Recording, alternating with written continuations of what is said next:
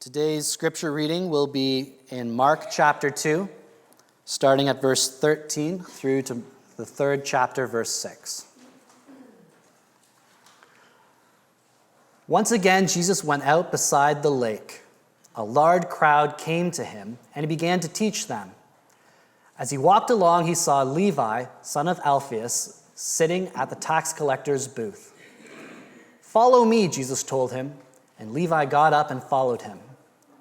While Jesus was having dinner at Levi's house, many tax collectors and sinners were eating with him and his disciples, for there were many who followed him.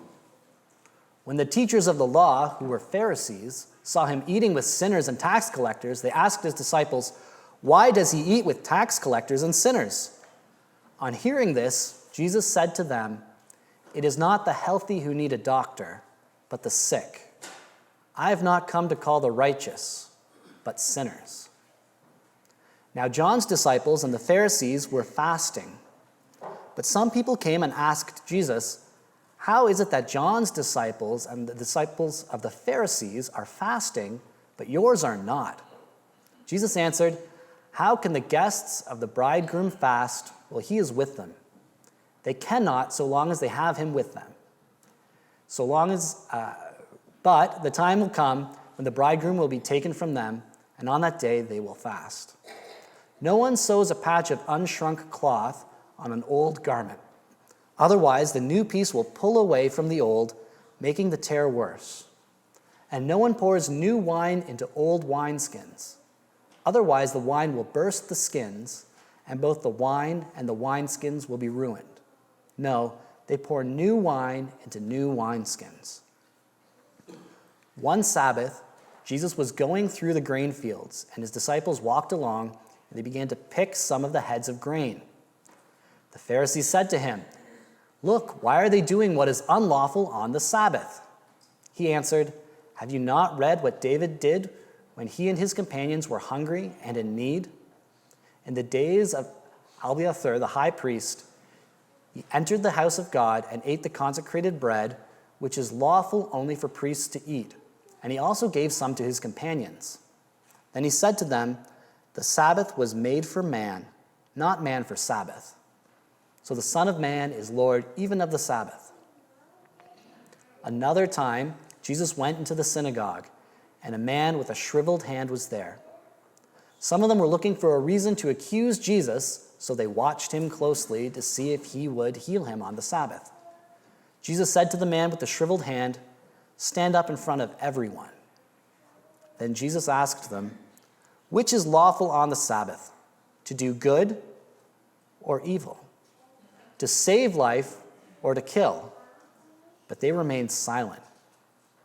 He looked around at them in anger and, deeply distressed at their stubborn hearts, said to the man, "Stretch out your hand." He stretched it out, and his hand was completely restored.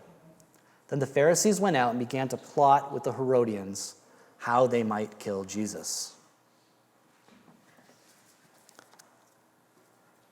Well, that was a long passage to read from the front, wasn't it?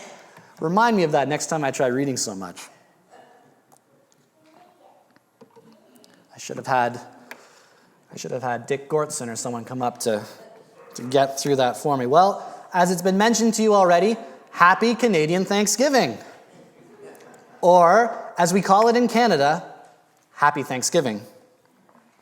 We are going through the Gospel of Mark together, and as you saw in the passage today, it is the action gospel. Events line up right after each other. Things happen very, very quickly. Last week, we looked at those friends who brought their paralyzed friend to Jesus, dug a hole in the roof, dropped their friend in front of him, and Jesus looked down at him and said, "Son, your sins are forgiven," which caused a whole uproar amongst the religious leaders. And then Jesus healed the man and he walked out. We saw through that passage that Jesus sees our deeper need, that Jesus knows what we need better than we even know our own needs, and that Jesus invites us to trust him, to have faith, and to see him do something amazing in and through us.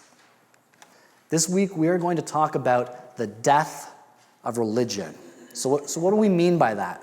What we mean is that religion itself, these religious practices, do not bring us any life, but instead they actually bring us death and separation from God. These practices that are meant to connect us to God can actually create a barrier. Instead of giving us life, religion actually gives us death. So you might not know this, but I grew up at a Baptist church. And at our Baptist church, we had a number of different kind of firebrand preachers, and they made their point by pounding on the pulpit, telling us all the different ways that we may or may not be going to hell by doing different things. We had a lot of rules we had to follow.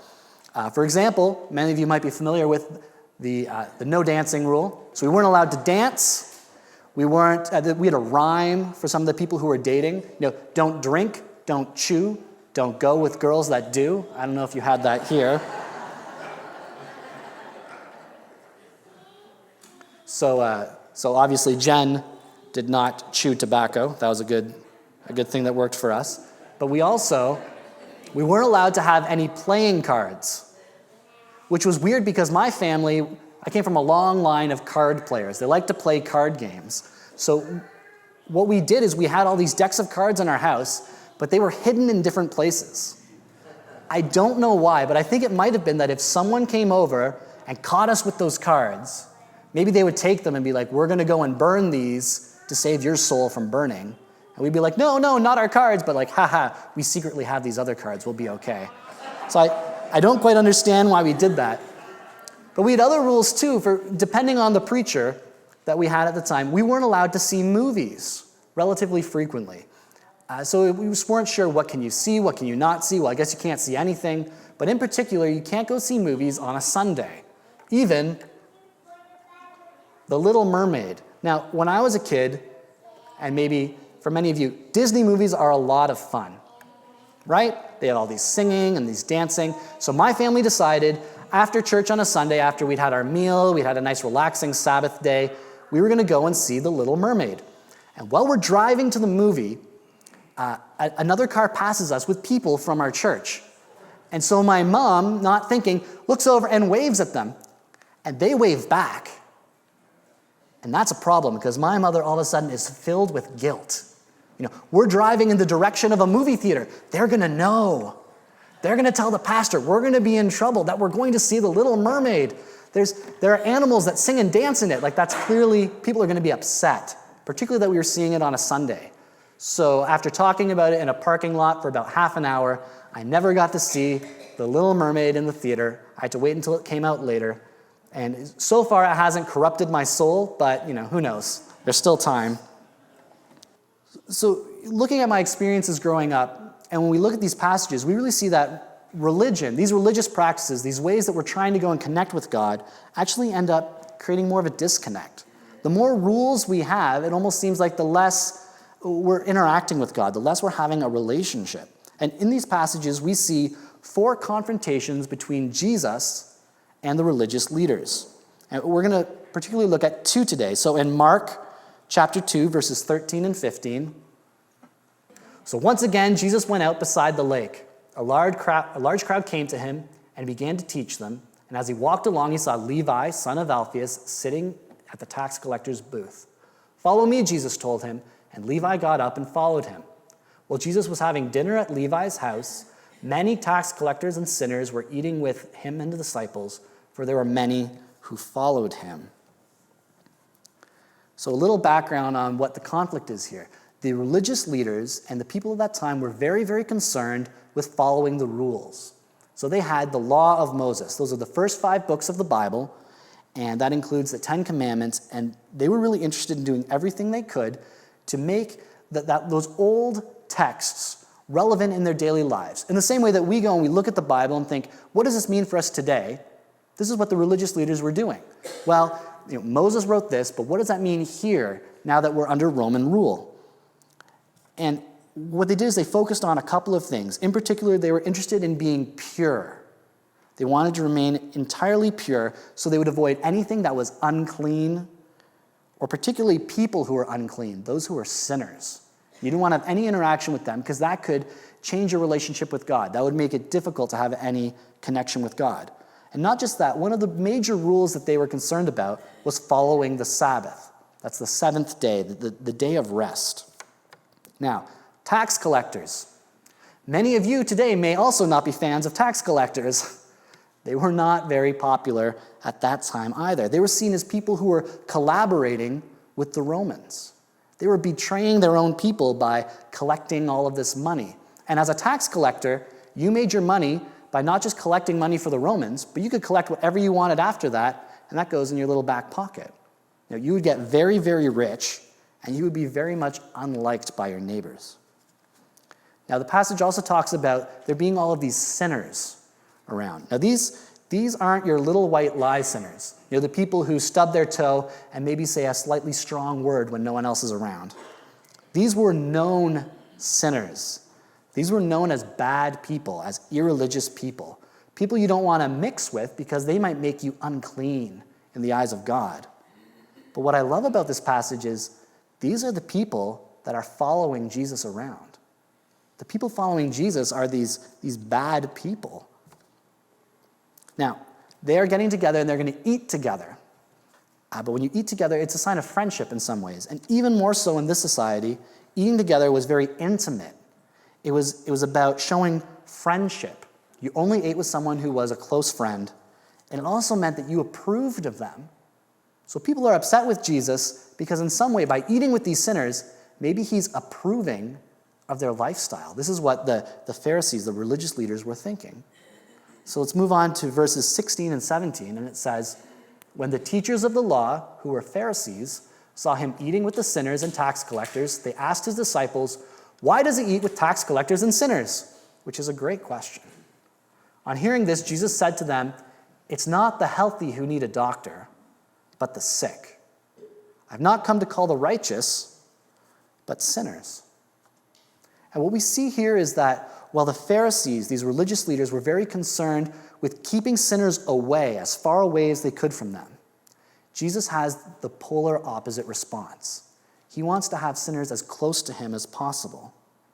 He's showing them that, come, follow me, and in following me, your lives will be changed. Whereas the Pharisees, the religious leaders, would say, clean up your life, be completely sinless, and then maybe I'll talk to you when I pass you on the street. Jesus' response is far more loving, far more communal, far more like friendship. And Jesus also points out something important about doctors. It's the sick who need a doctor. So here we see these sinners, these bad people, are recognizing their need for Jesus to heal them. But the religious leaders, they don't need Jesus' healing.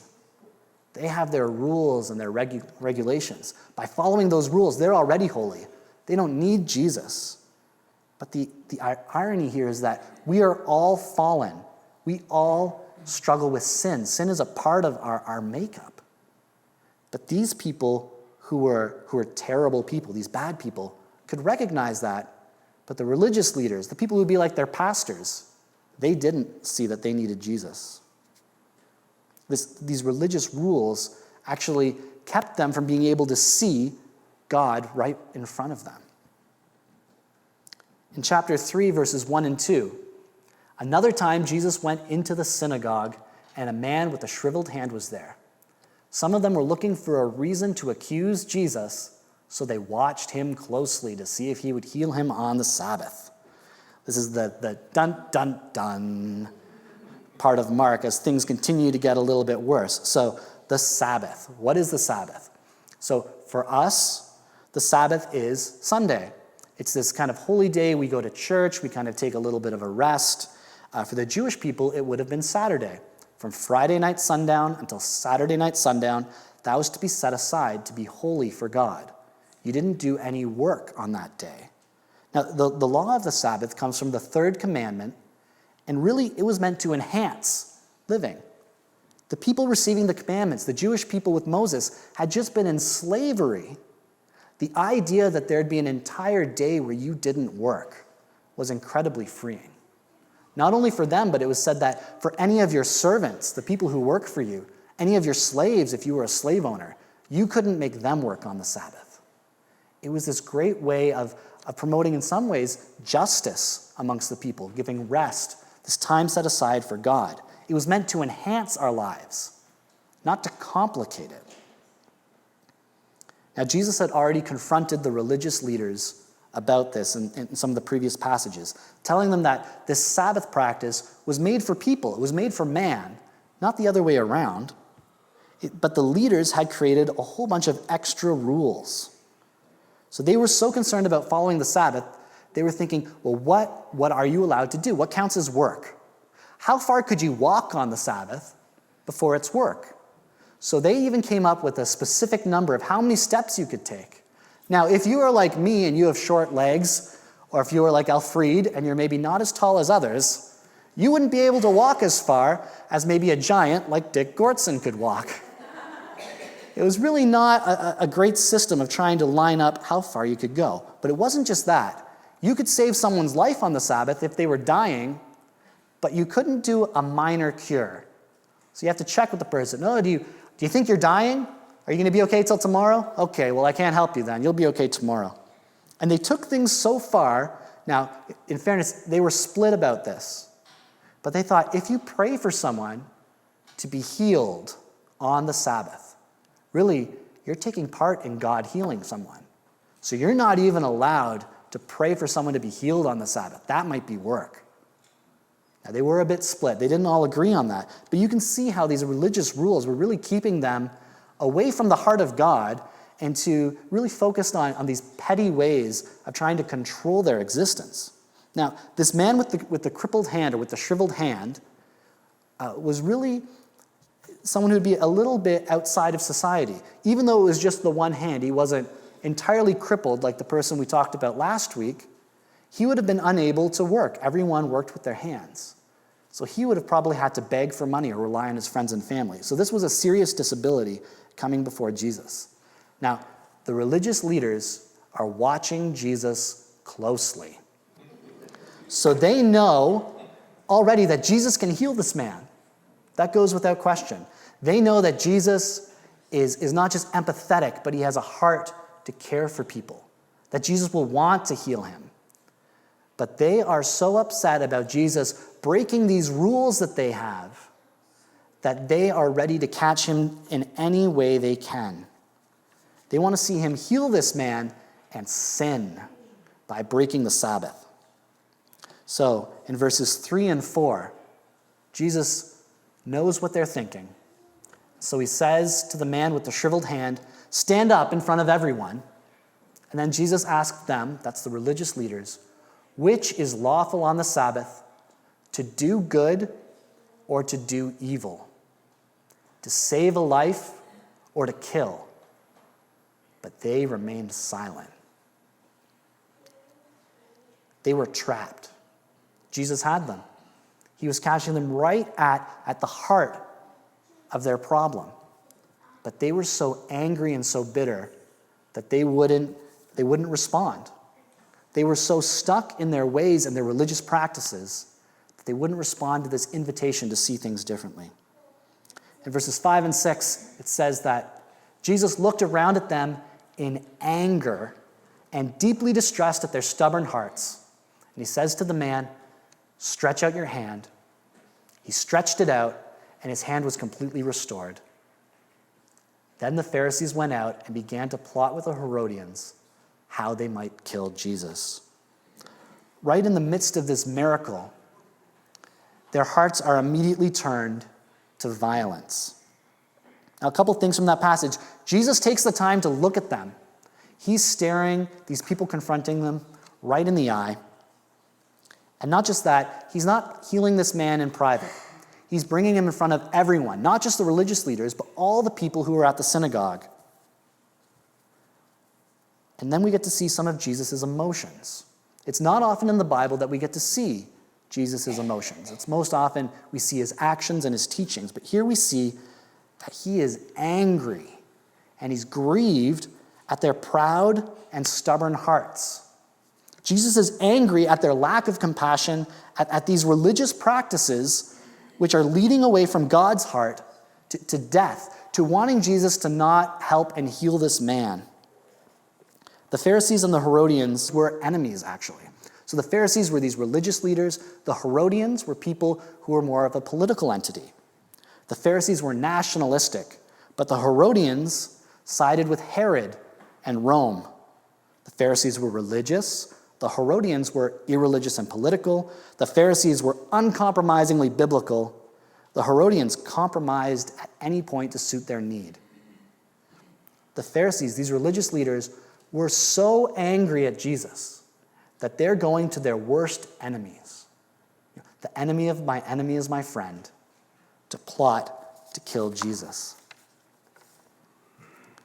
In a lot of ways, we can be like the religious leaders, in that we prefer religion, religious practices, over following in the way of Jesus. We live in a world of don'ts. I don't do this, I don't do that. Thou shalt not do this, thou shalt not do that. We can live in a world of rules, of trying to control God, being defined by what we're not. If anything, one of the problems in the world is that Christians are too religious instead of being loving. We avoid sinners and bad people. Christianity is sometimes associated, or more associated, with wealth, with power, with personal comfort, than with radical generosity, humility, and dying to ourselves. It's easier to follow rules than to follow Jesus' example of love. Because Jesus is different. Jesus breaks the old religious rules, these traditions of men, and gives us these traditions of God, these traditions of love, of life, of peace, of freedom, of grace. Jesus came to love sinners. He cared for the outsider. He was someone called a friend of sinners, of the outcasts, of those bad people no one wanted to associate with. And he showed that these ethics of love and mercy are more important than any religious rules or dogma. Jesus invites us to turn away from being about what we're not, but instead to be defined by what we are, by who we belong to, by how we love.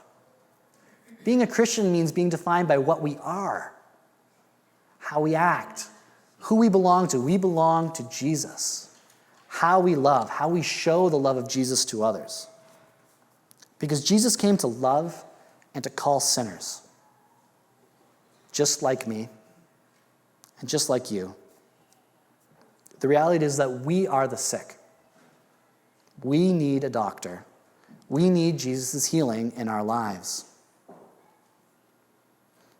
So what does that mean for us here in Beatrice? Who are the outcasts? Who are the unloved among our neighbors, our coworkers, our friends? Who needs freedom from the death of religion and the life found in a personal relationship with Jesus? I love this slide. Love is the movement. Love moves us. So who can I show more unconditional love to? Maybe the question to ask is, what sinners have I avoided? Jesus invites us to give up our religious practices, to give up on the rules and regulations, the dividing lines that we make of who's holy and who's not, and instead see people through the eyes of Jesus, through the heart of Jesus, as those who are deserving of unconditional love and to be invited into God's presence among us. Now may the Lord bless you and keep you. May the Lord make his face shine upon you and grant you his peace. Now go in freedom, following in the way of Jesus and showing his love to your family, your friends, and your neighbors. Amen.